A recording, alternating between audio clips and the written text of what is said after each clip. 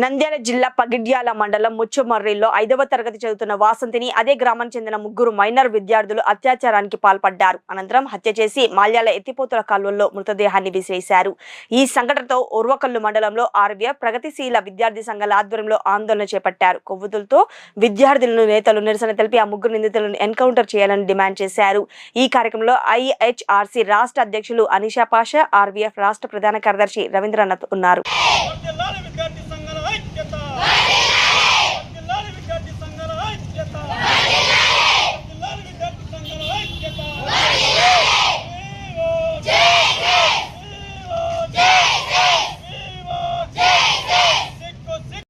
తలుచుకుంటేనే వాళ్ళు గర్వపడుతుంది. అటువంటి సందర్భంలో వాళ్ళు అసలు అలాంటి నేరానికి ఎలా పాల్పడారనేది కూడా అర్థం కావడం లేదు.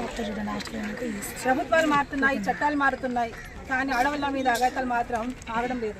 కాబట్టి ప్రభుత్వం వెంటనే స్పందించి